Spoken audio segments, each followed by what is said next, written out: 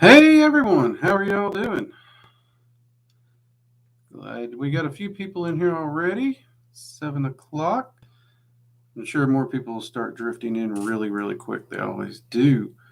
Hopefully you all have had a good week. I know it's been extremely busy here. Luna, it's good to see you. Wildfire, good to see you. And let's see. Oh, that says Peachy got her little thing fixed up there. It says she just got onto the tier 3 access subscription again, which, by the way, we are doing a tier 3 members only live stream Monday at 7 p.m. Eastern Standard Time. So whether you're a tier 3 on Patreon or tier 3 subscribed here to the YouTube channel, those links will be going out on Monday, so that you can get into the tier 3 members only live stream. When you are looking for them, look for them in the community tab. There'll be a post for subscription for YouTube channel subscribers that are tier 3 only. And then if you're in Patreon, go to Patreon. There'll be a post again for the tier 3 only. And the link will be right there. That'll drive you straight over to where the live stream will be at that 7 o'clock time.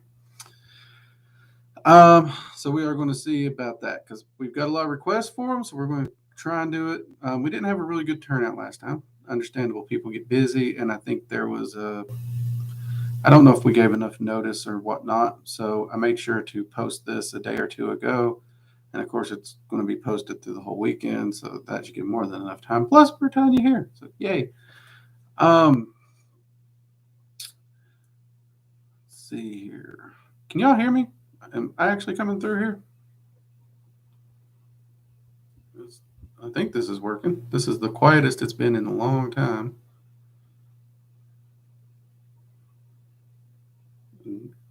Yellow.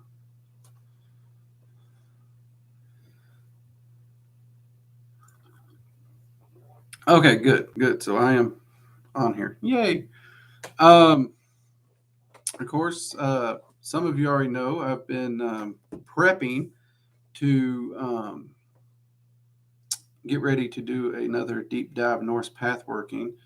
One that also I think will be put onto the school as well. I don't know when it'll be published, but so I've been doing a lot of work with Odin lately, trying to get the notes and everything for that together, so we're ready to go at New Year's when it happens. Hey, Perwin, good to see you. One of the things that I did know I want to do, and I don't remember if I mentioned it last stream or not. I know I've told a few people in the Discord, but I really fell in love with my ability to take that beach towel style altar cloth with the dragon's eye seal on it anytime I go somewhere, just its mobility. So I went ahead and got some made with the runic circles on them for this Norse working for me. And they actually came in today, so check these out. They came out amazing. They look great. That's the Volknot one. And because I never can choose whether I want the Volknot or the Melnjorn, I went ahead and got both. So check this one out. And of course, our very own Bernoldus actually done the Melnjorn art here for this one. So those came out really amazing. I am super happy with those. I'm really looking forward to putting those to use. So since they came in today, I just had to share that with you all. Let's see. We got a lot of great emails and comments on. Well, I use them as altar cloths because they got the spacing on the side and they're heavy enough you can lay them down as a workspace in front of you. So it makes a perfect on the ground workspace. And most of these working cloths that people make, they're so lightweight, even the lightest of breeze can just not take that thing across your yard. A leaf would probably weigh more. And these are easy to clean. They're very durable. Wildfire, I have trouble. I don't remember the exact definition of the Volknot, but I mean, as far as image wise, It's this little, it's three triangles that's roughly, so you've got 9 points representing the 9 worlds. It largely is associated, some people think, with dying in battle or just death, but it's heavily associated with Odin. Um, as far as its full origins and everything, that's a little harder for me to remember off the top of my head. We won't lie on that one. But it is those three overlapping triangles that create the 9 points and 9 worlds and all that. Let's see here. Parson, will you be talking about Samhain rituals or anything? Would love to hear you have planned, if any. Yeah, we can talk about that a little tonight. So for Samhain, honestly, I do a lot of my stuff more just privately. I don't really do group activities. I think y'all know that. But I tend to focus on divinations, ancestor work, working with any of the entities of the dead that I do work with. So this year I'm looking at working with not only the Fey Lord of Winter that I'm working with, one of the six, but the one that specifically covers October. I'm also looking at doing a ritual with Hell. And of course, I'm going to do my standard ancestor work where I reach out, contact ancestors and loved ones who I've lost, check on them, see how they're doing, those kinds of things. But that's really the bulk of what I do for my rituals and magic around Samhain. Because I am going to be starting to prep and get ready for the winter and whatnot. So those are generally the simplicities of what I do. I don't get overly complicated for the Sabbats. I won't lie. Let's go ahead and mute that so it don't bother us again. I keep things really, really simple. Actually, I don't even think we've decorated the last few years, really. So I got crazy wizard eyebrow going on. So yeah, we'll see. I don't know if the wife is going to want to try and give out candy for trick or treaters, or if we're just going to shut out the lights and pretend like the world don't exist. I don't know on that. That's, I guess, going to be left open for how she feels. But I personally, I've always found that the simple, more reverent style ritual workings and honoring, your ancestors, I just find there's more power in those, personally speaking. I know a lot of people actually find a lot more energy and power in the more complicated ones, and there's nothing wrong with that. But me, I think I'll keep it simple. Weather permitting, I'm actually wanting to do the ritual outside with a fire pit, weather permitting.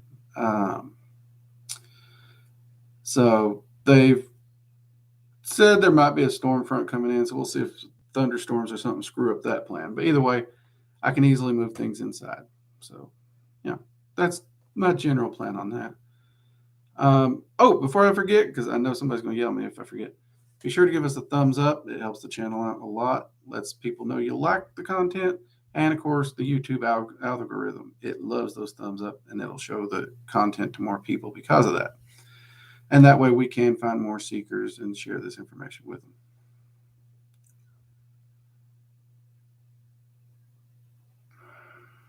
Yeah, I do get responses from them. Honestly, I wouldn't. Most of the things I work with, I get responses with. I'll admit, when I first started, some of it threw me off. And like I've said, I actually honor all my ancestors as a general lump because, well, regardless of whether they were good people or dirtbags, technically, whatever it is they did is part of why I'm here. And I just like to think that throughout the lines, everyone's learned something to better themselves.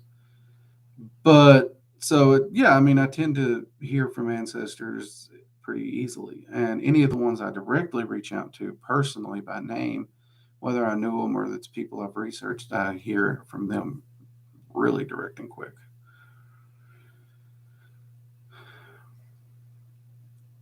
As far as what to expect, honestly, when we're talking about working with ancestors, they're as unique and individual as we are. So you have to take that individuality into account. There's no way to predict it beyond that. Leah, hey, mugs up to you.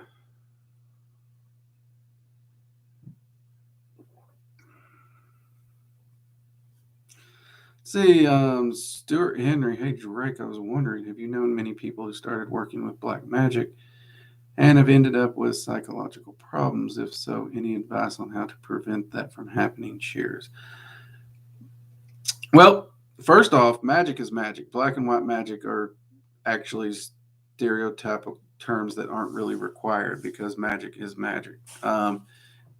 Any magic, any energy current, you can utilize it in any way you want. Magic is a tool. That's like saying a hammer is evil. It's how you use it.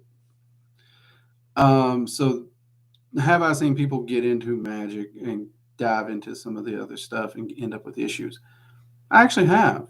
Um, and there's actually a lot of things they have in common. And honestly, the commonalities cause those same problems, even if you remove the magic. So I'm not sure it's really the magic doing it. Now, there are also exceptions to this. So, for example,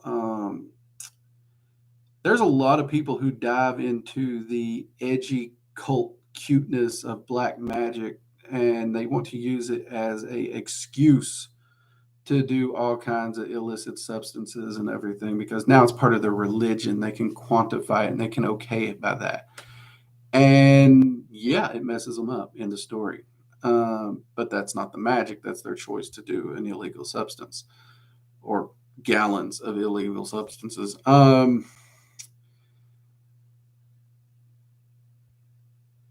So, and there's a lot of people who, I'll be honest, before they ever get to it, they're not mentally stable. So that further pushes that forward.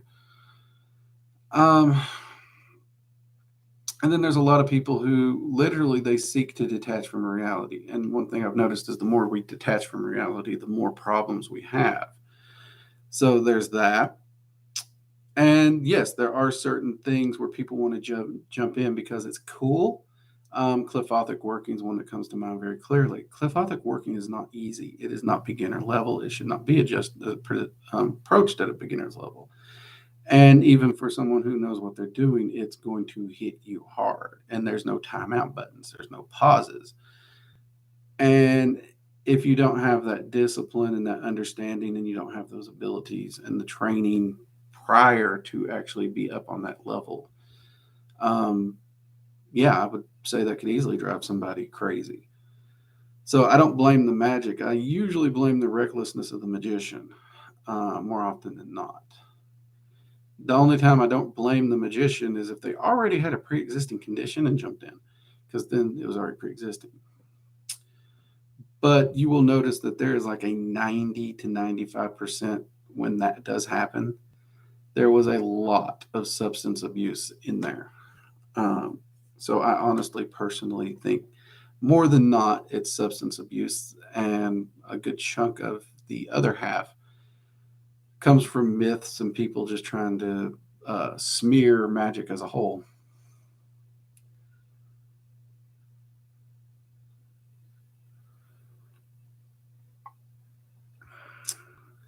Uh, Parsons, I'm going to have to disagree with you because the roots of the word actually does not come from anything to do with race at all, contrary to modern people's wishing it did.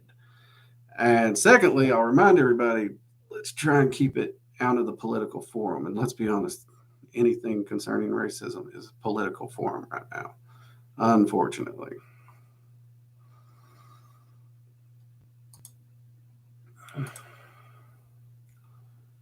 Beware the hammer. Yeah, any thumb knows a hammer can, it bites.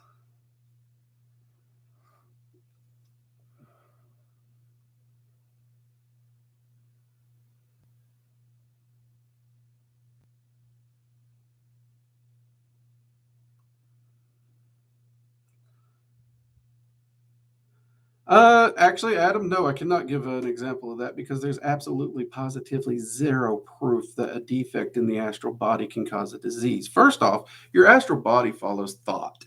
So if you have a defect, as you're calling it, in your astral body, you can easily use visualization inside 2 minutes to correct it. If you have any kind of astral parasite, which is again based upon a more belief system, not a proven anything, you could easily do any kind of cleansing. In fact, water itself would actually cleanse it. So anytime you shower, that would cleanse it. There is no correlation at all between your aura and disease. None. That can actually be proven. So if you have a sickness or something, go see a doctor.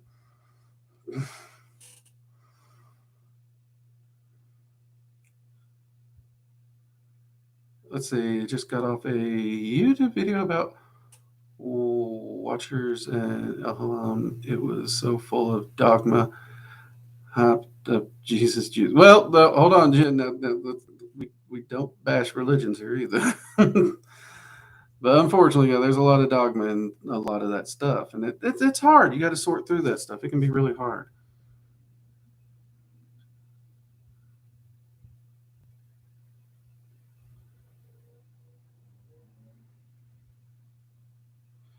Oh, people have twisted these terms horribly, Jen. They really have. And I mean, most people don't actually understand where the term black and white magic actually come from. They actually had nothing to do with people. They had nothing to do with the time of day, any of that. They actually originated off the concepts of left and right hand path, which again, people don't usually understand those terms. And the concept was that essentially to ascension or perfection, there were two ideologies. One was the complete um, foregoing of enjoyment of the material realm, so you complete loss of attachment. Think the Jedi concept. You just have no attachments. And you spend all your time in your spiritual pursuits, thus, you have no attachment to the earth and you would ascend in theory. The other one was that you overindulge on everything in the to do with the earth, so that you become so bored of it. That's all that's left is to grow spiritually and ascend. That is actually where these two concepts come from.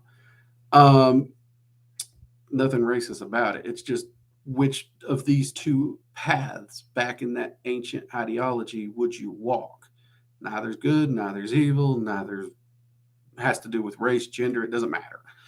Um, and then we have slowly started trying to tack new meanings onto these things over the years in order to meet our agendas, really. Um, and I would agree. I mean, anyone who wants to say black magic is magic done in the dark, I mean, by that example, most magic I would do would be magic, and that's a perfectly usable term for an individual's practice. But we have definitely done a few things over the years, and I'll be honest, in the last 20 years alone, I've seen some of these terms twisted in a way that would make a pretzel look straight. That's how twisted they've become.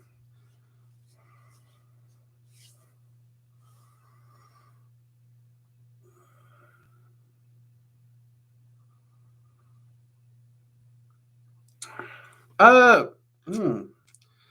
I have put a few on before.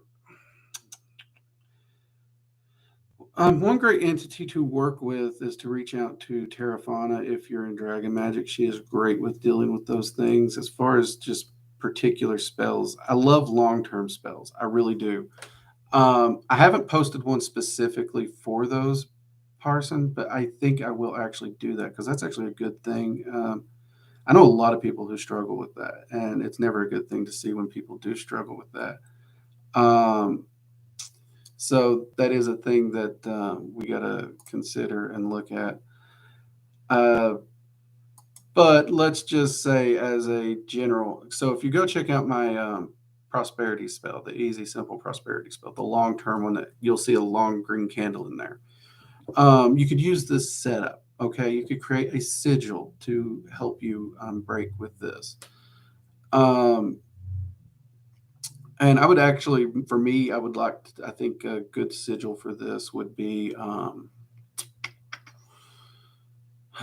I'd probably use Fehu, Hagalaz, Nadiz, Anzus, uh, Uruz, and Thorazaz, the runes to combine to make my sigil.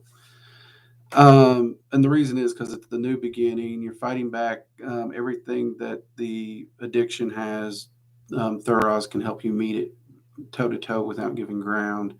Uruz will be there for health and vitality. Um, Hagalaz is there for overcoming the storm and rejuvenation and growth thereafter because it's dealing with the hellstorm. And Nadiz, it's because you're trying to reach and meet a need. And Nadiz is really about those needs. So I would utilize those to build the sigil. And then I would choose a candle that really felt healing to me. Me personally, though, for addictions, I love red because not only can you get that vitality and that healing, but it has that aggression to it, that real power, that determination that says, you know what, whatever it is that you're having trouble with, it's like, I don't need you. I got this. So I really love red for that particular use, me personally. But also, if there's another color that really represents that kind of aggressive health determination, I would use that color, whatever it be for you personally. Because again, long term correspondence don't mean dick. Your personal opinion and feeling and what pulls on your natural psychology is going to help you the most. So, whatever color fills that role for you of that aggressive vitality and that willpower, that's the one I would use. Um, and I would do it the same way that I do that spell. So it's a long term continual, so that both the candle and the sigil become talismans that continue to bring that overcoming of that addiction to your life. I would utilize that. That said, if you can afford it or your insurance covers it, I'd also seek, some kind of a group where you can sit down and talk. Believe me, the ability to talk to people, that's golden. So always seek a professional. I'm a crazy wizard, but seek a professional. But spell wise, that's what I would do. Hope that makes sense.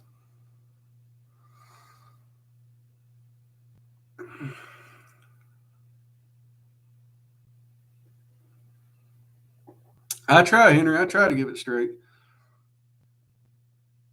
No, Corey, it's understand. I know you didn't mean to make it political. I'm just, kind of warning us away before somebody grabs a hold of the fishing line and runs with it. You know what I mean?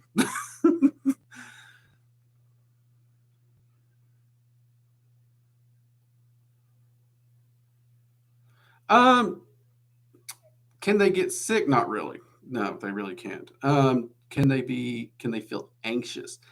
They can feel anxious, but it's one of those things where they can choose to feel. So when they're around us humans, they try to understand our feelings. So they usually choose to feel these things because by and large, their understanding is at a level where anxiety really doesn't affect them unless they allow it to. It's an interesting concept.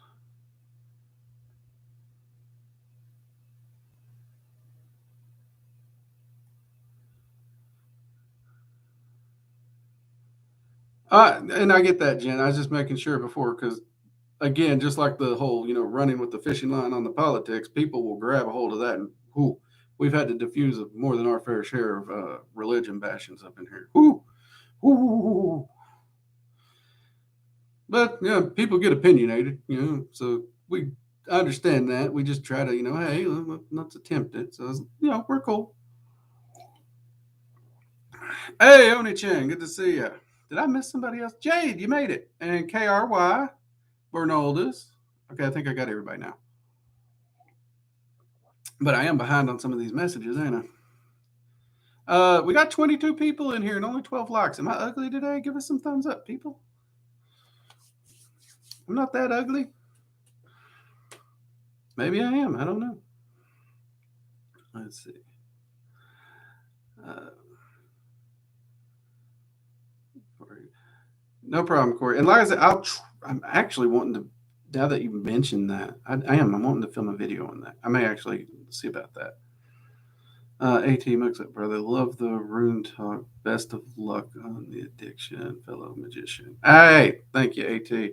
And honestly, yes, anybody who is dealing with something like that, um, the community's here for you. We'll do what we can. We'll advise where you can, but I would also always advise you to get some professional help, because it's not that you're not worthy of overcoming it or you can't overcome it. It's a hard road for anybody, and it's good to have some assistance and to have someone to talk to and someone by your side, someone that actually can help you at a more professional level as well. So, anyone who is going through that, best of luck to y'all.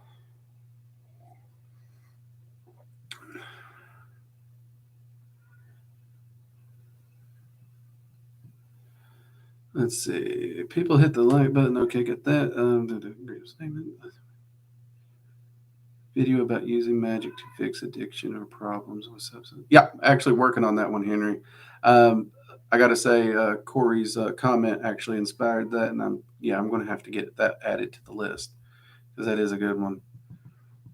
But that video I'm going to have to fill with see a professional warnings, because y'all know how that gets. But yeah, I'm definitely going to look into that, and I'm going to try and I'm wanting to do something practical and effective, so I'm going to search through my notes and see what I can get. Let's see. Let's make Drake feel pretty. Really? Oh Lord. Thanks, Bernaldus.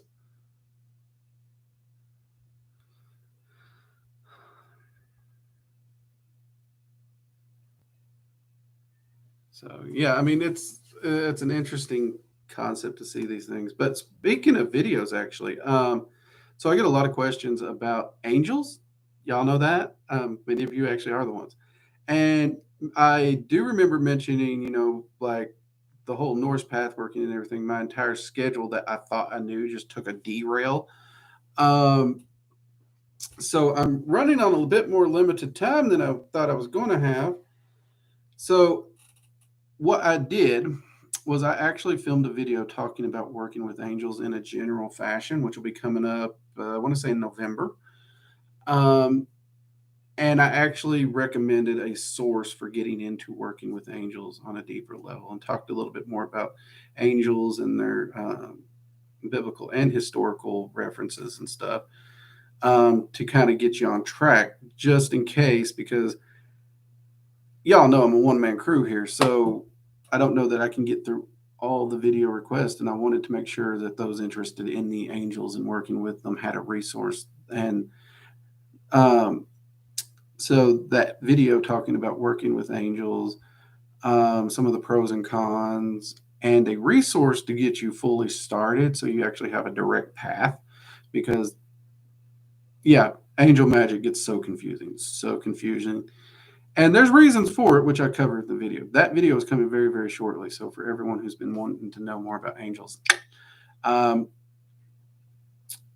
covered it in that to get you all started.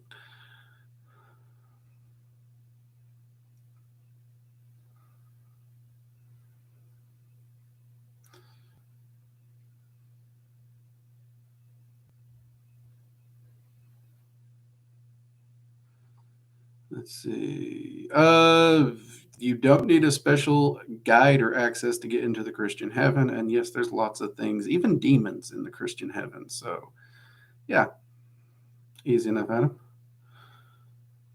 Let's see. Edgar, how's it going, Drake? First time catching a live? Welcome. Hugs up to you. Oh, I'm almost out of coffee.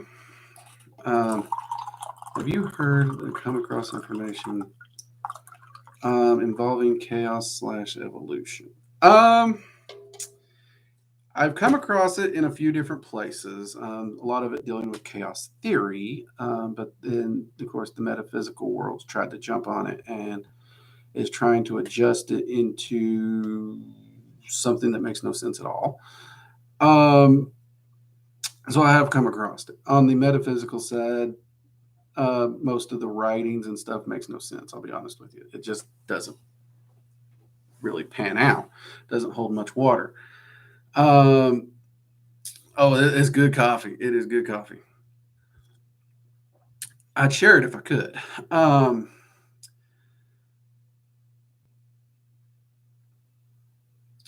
And a lot of it doesn't even really address what we know on the basis of evolutionary science to begin with.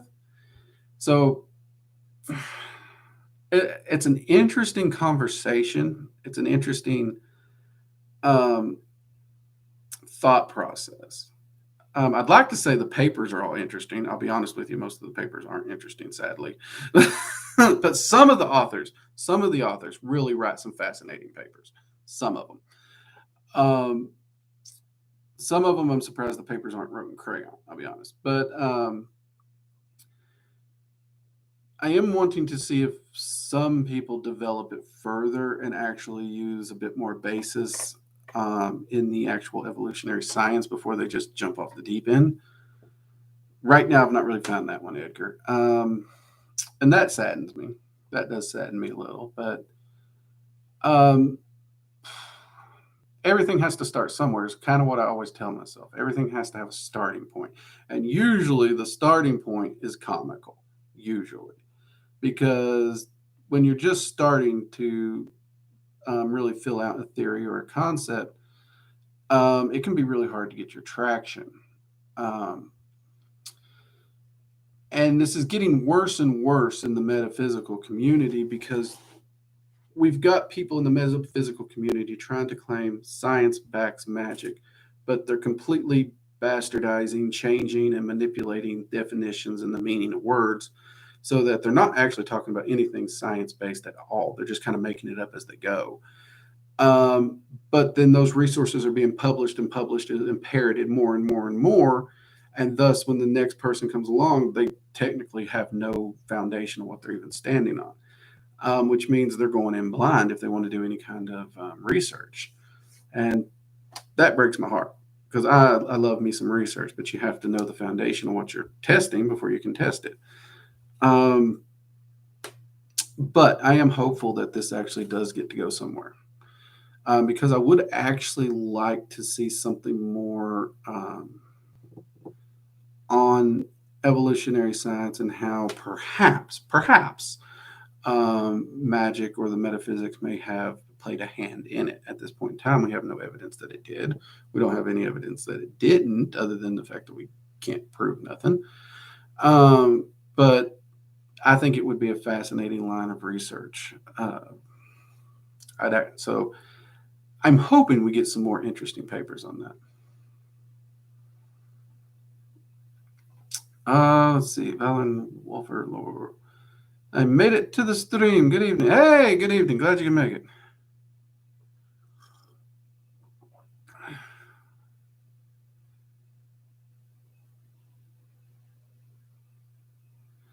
I've been meaning to ask how many times do you get stumped on questions in your dragons? Be like, bro, this actually quite often. I'm not going to lie. Anyone who talks to me over the Discord voice chat when I'm down there in public, uh, you know that my mind is like a steel trap. When I read something, I retain it really well. The only problem is that steel trap is normally rusted shut. So I need something to jog it loose. And yes, thankfully, the little dragons and many of the entities I work with, they're quick to be like, "Hey, dipshit, it's this." Oh yeah, that's right. And I'm actually surprised you all don't see it more because it'd be like I'm just kind of like, wait, there it is. Um, they make me look smarter than I am. I mean, I can't say I'm an idiot. But when it comes to recalling information, especially on camera, y'all know I'm terrified of cameras. That steel trap just gets rusted shut worse. So I am very, very, very, very thankful for the dragons and the entities that are willing to basically stage call the information. Anyone who took drama knows what I'm talking about. It's like line. Uh, so yeah, it happens. Not ashamed to admit it.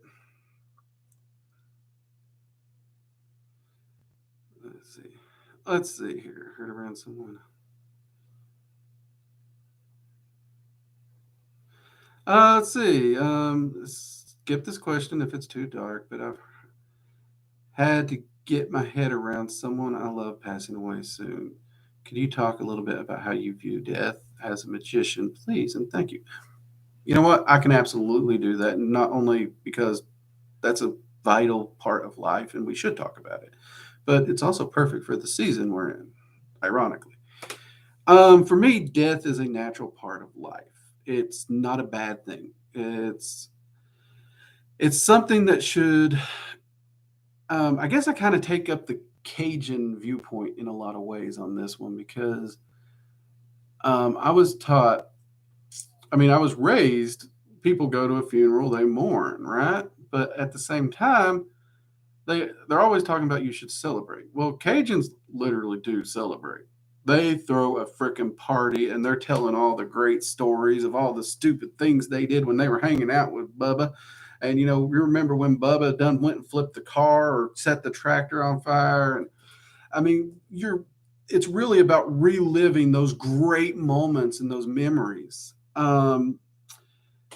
And I have lost a lot of people in my days. And if I sit down and think about the loss, it hurts. But let's be honest, the loss is just selfish. That's all it is. Um, and it's okay to mourn. Not saying it's not, it is okay to mourn. But when it comes to death, we should truly, and I do mean truly, celebrate the life of the person and what they did, what they gave to us, what they taught us. Even if it was doing something stupid like riding a sled down the stairs. Believe it or not, you can learn some crap from doing some stupid stuff. And you should celebrate those good times and those memories. And you should also understand that it's a transition of the cycle. And that transition, whatever that transition may be, and let's be honest, that transition can be 1,000 different things based on belief systems, religion, spirituality. Even for an atheist, it's still a transition because it's a natural part of the cycle of life. And even an atheist would want you to celebrate their life. They don't want you to be stuck on their passing. They want you to celebrate their life because that's what mattered. So even from a atheist point of view, there's still so much to celebrate. Um, and I really do. I view death as just a natural part of that cycle and that transition. Really, no different than I view the turning of the seasons. And I have found that over the years that celebrating that person's life and remembering them in that way, they're never gone. And again, the people in Discord who get to catch me in voice chat, you'll hear some of the shenanigans me and my friends and my old mentor got up to. Yeah, many of those friends have already gone on to the great by and by. But even without magic, even without evocation or anything like that, they're still here. They're still here. I can still feel them close by remembering what we did, those stories, and laughing and sharing those with other people and sharing the wisdom and knowledge that they taught me with other people. That it keeps them alive in that way.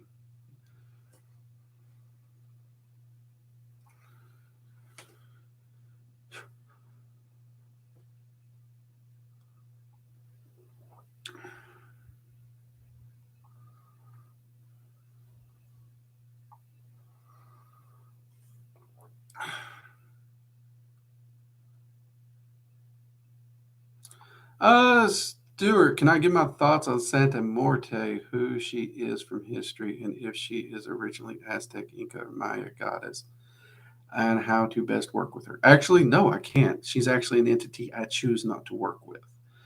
Um, and there's a few reasons for that. And first off, I've done some research on her, and it's hard to tell how ancient she is. It's hard to tell if she was once known by something else. But right now, under the name of Santa Morte, she looks pretty young. She really does. But I also do see the correlations people have with possible Aztec entities or Inca or Mayan, and that's a probability. But I can't confirm. Can't deny the possible connection, but I can't confirm it either. But she very much, I mean, don't get me wrong, she has her fair share of things, but she also has her fair share of things I don't agree with. For example, she's quick to just get criminals off the hook. There's a reason there are a lot of criminals who worship her. I'm a big believer in justice. If you do wrong, there shouldn't be a loophole. Sorry. So in that, me and her disagree. So I'm not going to waste her time. She got better things to do than deal with my stupid ass. Um, Secondly, she's very, very, very, very, very, very, very, very, very, very, very, very, very possessive. Everyone I know who's worked with her has said the same thing. So I don't work with her because if you give me the choice between being owned by an entity or having the freedom to visit multiple places and claim to be a practitioner or worker of insert deity here, I'm going to take the multiples. I mean, I love working with Odin. He's an entity of death. I love working with Hel, entity of death. Freya has associations with death. So does Hades. Um, and her possessiveness actually makes that very, very difficult from all the practitioners I've talked to. That bothers me a little bit. That feels a little too restrictive, churchy, back to the, yeah, the whole dogmatic side of things. So I'm not really the best person. And I could be wrong about these because I'm just going with what people who do work with her have taught me and what research I have done on her personally. But I can't say I've worked directly with her well enough to be a good source of information.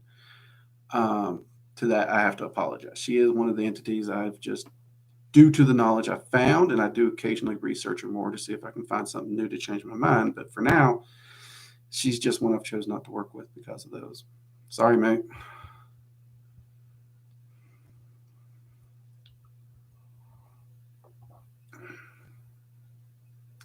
Let's see, Jen, I want to go to college and study uh, man, myth, magic under cultural anthropology. That'd actually be a pretty cool thing. That really could. That could actually be an amazing thing.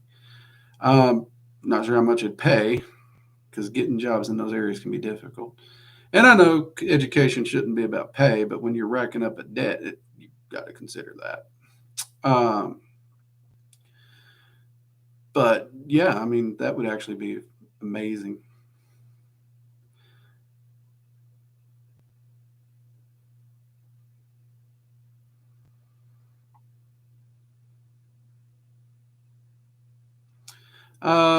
Dragon of the West, what kind of magic um, or working is more prominent on Halloween?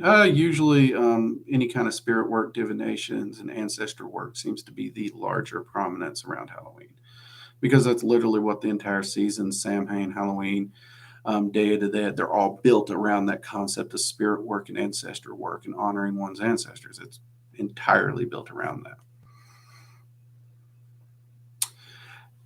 Now you're talking. See, now you're thinking. I like that. I love that, Jen. I love that. I love that. Yeah. So you get this major here and this thing, you might not make money. So you get this minor and this thing over here where you could do some long term investing on her. Yeah, I see where you're going now. Loving it. That's what I should have done back in the day.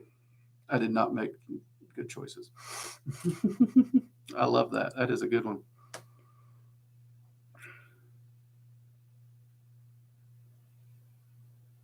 One of these days we'll just see them raising cards. Now, if they raise a card, they're on that side of the camera. So you won't see it.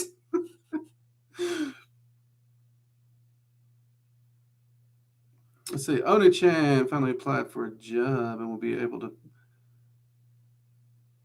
to my stuff for spells and not have to travel to my sanctum every time I want to do a spell. Hey, nothing wrong with that.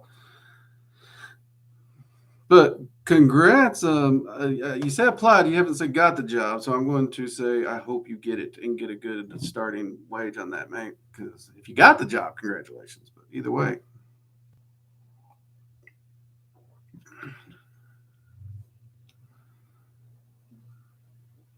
Henry, I just found it interesting what landed in South America. Natives hid their spiritual entities and within the Catholic religion. Yeah, yeah, you are correct on that. And there is a lot of that going on. And that's one of the things that makes it a large probability. And you got nothing to apologize about. We ask questions. That's nothing to be sorry about. I'm just sorry. That's just one sector I just really don't have the info in. And y'all know I'm not shy to say when I ain't got the info. Um,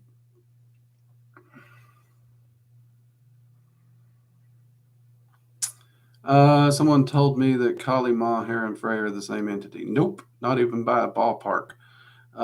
Yeah, I wouldn't even say they're in the same city. They have, well, hold on, Freya. Um, they do share certain overlaps, but that doesn't make them the same entity. There's a lot of people who will deal with entities as if they're an archetype. So any entity that has the archetype they view as the same entity. But again, this is going to go down into, first off, how you view entities. If you view them as only part of your subconscious and an archetype, then you can overlap all the archetypes and just do what you want. But if you're viewing them as individual entities, those three are not remotely the same in any way. So, and again, that goes back to, again, how you choose to view them, and no one here can tell you how. Do you view them as psychological archetypes only, or do you view them as entire entities? Only you can decide that for yourself. What Norse god or goddess is best to approach for a beginner? See, that's a tricky one for me, Corey, because in a lot of ways, I'd almost say, if we're talking about just the Azure and the Vanir, Freyr, Freya, Thor are all very, very, very approachable entities. They really are. And I actually would say Odin's very approachable. Odin loves to talk. That's the reason he has the title of the Wanderer. He used to travel and talk with people. But Odin, people forget he is a tricksy little bugger. He loves to test your wisdom. He loves to test your thinking. He loves to test your actions. So if you're not ready to do the mental cartwheels, he can be trickier, but I still find him personally, for me, I found his mental cartwheels to be quite refreshing. And so I enjoyed it. A lot of people love to approach Loki, but I usually don't recommend him as a beginner because his mischief, I'm not going to say it's malicious because it's not. His mischief serves a purpose, believe it or not. A lot of people think he's just chaos with no purpose. No, he serves it. Every time he does something, he has a reason. It is to serve a purpose. But there's a lot of people that can't quite handle that much mischief at once getting turned on, and that's understandable. So with any entity, you almost got to look at the entity, who they are, and ask yourself, is this someone you can jive with real easy? Because different people are going to have different viewpoints. Like my wife, I think Loki was one of the first entities she ever worked with, and she enjoyed it. But then she loves that kind of just random chaos, just insanity. For somebody who likes a bit more order and structure, not a good idea.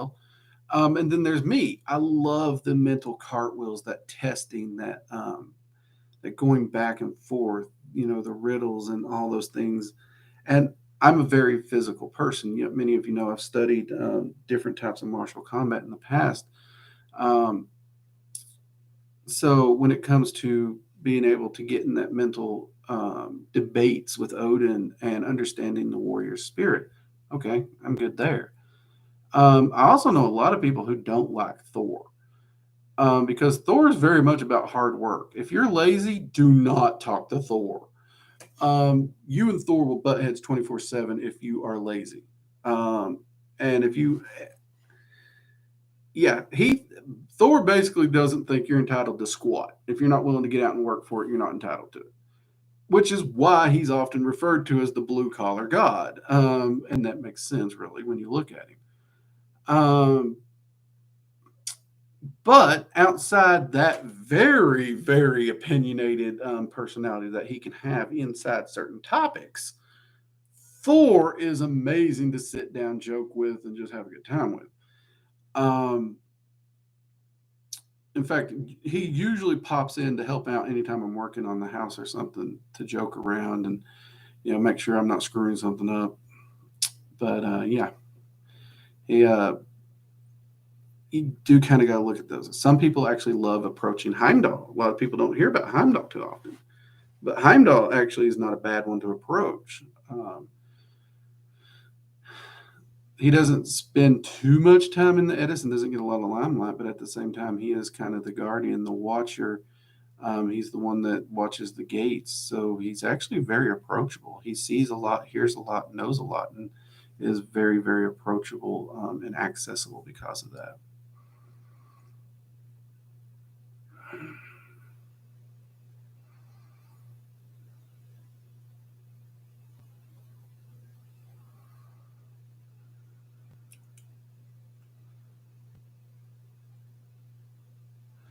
Yeah, Henry, you're right. People do overlap. Again, it comes down to that archetype.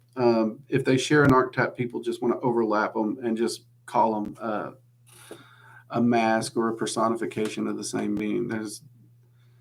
And it really comes down to how do you view them? Do you view them as the psychological archetype, or do you view them as an entity of itself? If it's an entity of itself, then it's not a mask. Period. In the story. If you view it as a psychological archetype, then viewing them as an individual entity becomes pointless, anyways, because they're just a part of your psyche.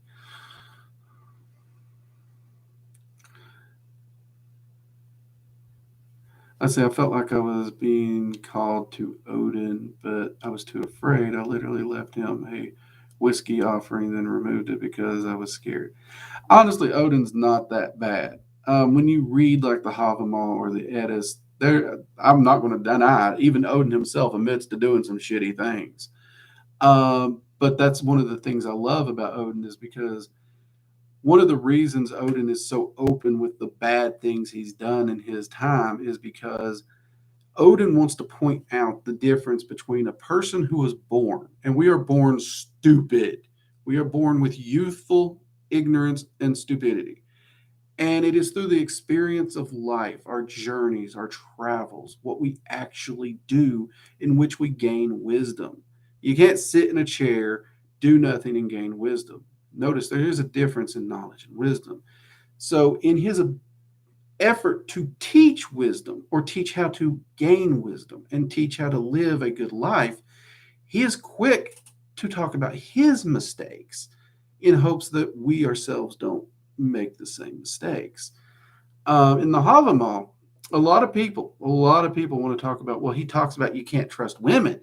Yeah, he does. He really does. And he's not wrong because there's a lot of deceitful women in the world. But you'll also notice if you keep reading, he's quick to also say, there's a lot of shitty guys out there. Both sides are just as bad. You got to be wise. You got to find a good man. You got to find a good woman. You got to find a good partner. And that's one of the things that people want to only take like one snippet of a stanza and say, see what he did? And they forget all the content that makes it relevant. They just forget that. And that's kind of sad. But Odin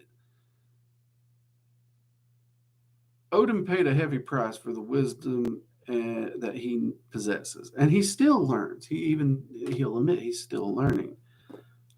That's one of the reasons I love him, because he is quick to admit the gods make mistakes. They're not perfect.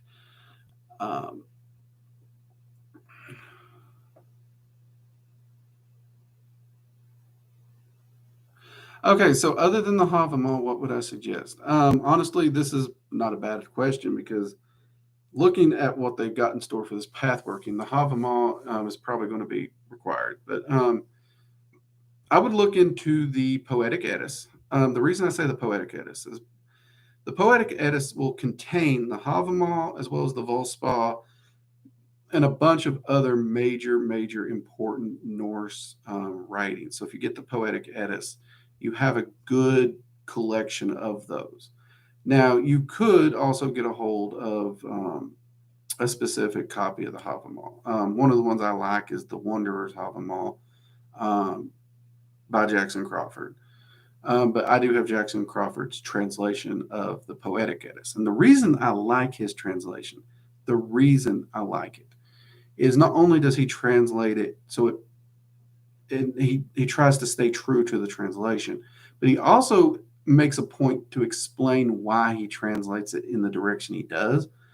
So if you get a good copy of like Jackson Crawford's copy of the Poetic Eddas, if I remember right, it contains all the major ones you need. That's really all you need because the Poetic Eddas is in there.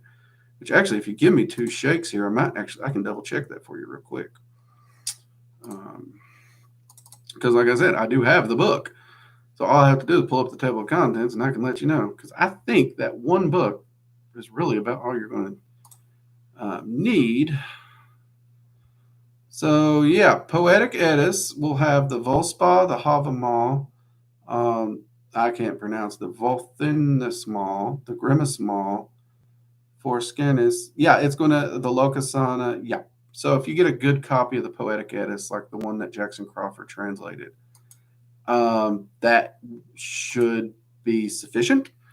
Now, his copy of the Wonders Havamal goes deeper into just the wisdoms of Odin, if you wanted to get that as well. But if you're like me and you're trying to do things, fiscally sound, just getting the copy of his Poetic Eddas would be an excellent place to start.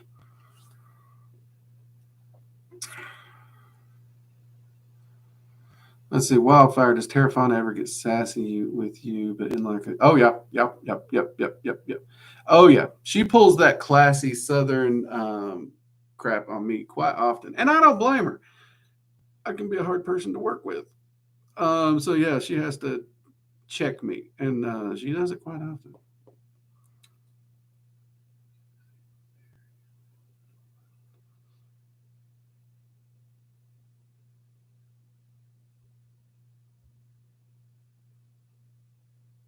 No problem. And we do live in a deceitful world. And that's actually a good thing, ironically. People's like, we live in a deceitful world. Okay, that's a good thing. And here's why. If we didn't live in a deceitful world, we wouldn't gain the wisdom, the understanding that we need to grow. We also wouldn't know how to separate the honorable from the dishonorable. And deceit and trickery are bedfellows. They really are. And some people may label deceit as something that's just trickery or misleading. So there is a lot of wiggle room within these concepts, but these concepts are also concepts that are required for us to gain knowledge, to gain understanding, to gain true wisdom, and to grow as an independent human being. We are not meant to be a collective hive mind dependency, especially if you're reading the Havamal. The Havamal is literally about self-sufficiency, the ability to handle your own stuff. And somehow, some way, humanity has gotten away from that independence so that we are reliant on everyone around us. And most people, if you take them and set them down by themselves and say, spend 2 weeks alone, they're going to go ape shit. And most people don't even know how to take care of themselves. Let's be honest. And for all those grown ass men that don't know how to cook, shame on you. It has nothing to do with getting a date, though it does make it easier. But seriously, you should know how to feed yourself, people.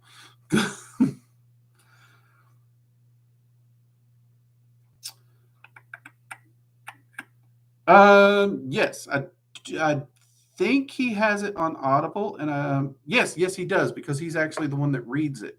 I know this because I do have a copy of the Poetic Eddas that I use for a daily Havamal meditation. I actually will meditate while listening to the Havamal, so I can actually meditate directly on the words of Odin. And I was surprised because when I first got it, I realized he was the one reading it. And I don't know. I love the way he reads the Havamal. I really do. I know he's kind of got that country accent, that Colorado cowboy accent to it, and I don't know. But I love the way he announced it. He reads everything so clearly, so direct. It's just real easy to understand. So yeah, it is on Audible if you prefer listening to it as opposed to reading it. Though I would suggest personally, this is just my personal opinion, I would actually suggest getting one you can read by the word as well as listen to if you do like listening. And the reason is it's good to be able to look at individual stanzas and have those in front of you to meditate on.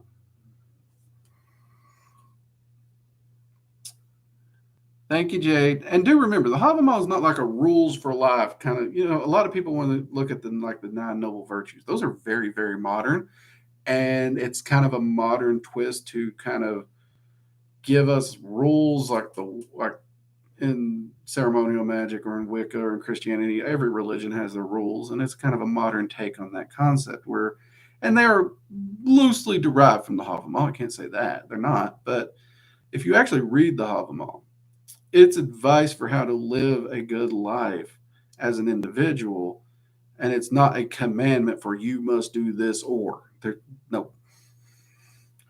Which is another thing I love about the way Odin presents things. It's like there's not commandments. It's like, you want to live a good life? Let me give you a tip. And I kind of love that concept.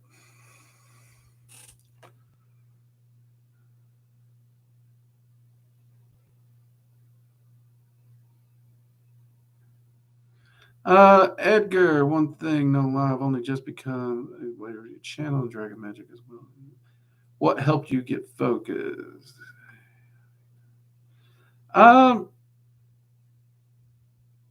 Edgar, I make water pretty well. Oh Lord, Born, we're going to teach you how to cook. Jade, I know you got me on time here, and I'll hurry this up. But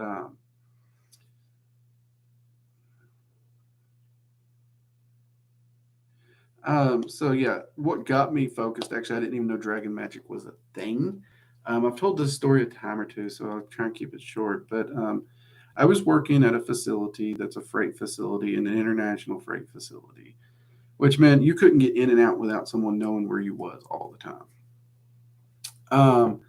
And I was coming off my break, and I bumped into somebody who looked at me weird, and then they started talking to me and asking if I practiced Dragon Magic. I was like, I don't know what you're talking about. And they started talking to me a little bit more about that, and then from that, they recommended 2 books at the time. Never heard of them. In fact, I hadn't even heard of the author at the time.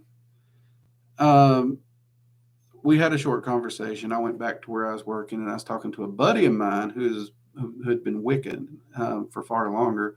He recognized the author's name, but he didn't recognize Dragon Magic or the 2 books. And I described the guy who, turns out this guy claimed he worked at the same mod as my buddy's wife.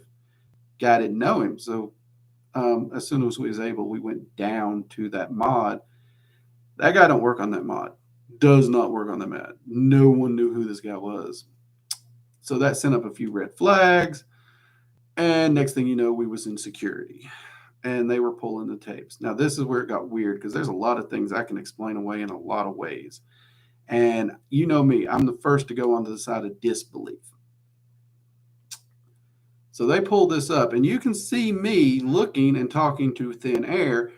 And I'm ready to chalk it up to I'm crazy until you actually see people coming out of the break room and in the break room, and they're walking around whatever's not shown on the camera. And then the security guards, they go get the individual or the people they see on the camera, and they can describe the same guy I described. So it's at that point, it's like, okay, you know what? I can take a hint. I am thick. I am dense. But I can take a hint when you hit me with a ball bat hard enough. So I'm going to go grab the books. And that's really where my path on Dragon Magic started. And I've told you, I am thick, I am dense, I am stubborn, but that one got my attention. All right, let's finish. Let me see if there's anything I got to clear up here. No, Audible's okay. More notice. Vapor's good for the lungs. Adam, we do have a Discord group. I've mentioned the Discord group quite often in these live streams. If you go to the About section of this channel, there's a link to join the Discord group. We're in there practically every day. So, yeah. Corey, if you haven't found it yet, come on and join the Discord group. Anyone else who hasn't joined us over there in the shenanigans that are in there, by all means do. That's actually probably one of the better ways to reach me most of the time. But yeah, we do have a Discord group. Just when you click that link, make sure you read all the rules. And at the bottom, there's a little emoji. You got to click the emoji saying you agree to the rules, or you won't be able to get into all the little chats and everything. But we do have a Discord group. So, yeah, we'd love to see you all. And in fact, the Discord group's becoming more and more of a backbone because Facebook is being just dickish. They won't let me touch the group for some reason right now. The group's up, it's functional, it's running, but I can't approve members anymore and I can't post. So I'm pretty much about to the point where I'm just going to delete the Facebook group and just say, hey, everybody, come over to Discord. This is where we're at. Let's party over here. Come on. So, you know how that goes. So, yeah, come on over, Corey. We'll welcome you. Stuart, good to see you. All right, everybody, I'm 5 minutes over, and I'm sure Jade's going to throw another clock at me in a minute. So it has been fantastic to get up here and chat with you all. Great questions tonight. And thank you all for being so supportive of the fact that what I thought was going to happen next year and what I thought was lined up got derailed. And you're all like, hey, you're going Norse. We're happy. We like Norse. So thank you for your support on that. I do always worry that if something derails, y'all are going to get upset. But, I'm a living, working wizard. I got to do what, the path goes. And sometimes that path doesn't go where YouTube goes. But that's if I'm trying to be the example of, hey, this is livable and how it works, I got to show you. Sometimes crap gets derailed. You know what I mean? So here we go. We're going to see what next year brings. Well, we still got to get through the holidays, don't we?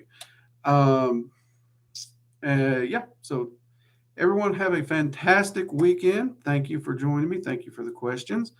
And I will see you all Sunday for Magical Coffee Hour. Tomorrow is my day off. I'm going to attempt to actually take that day off.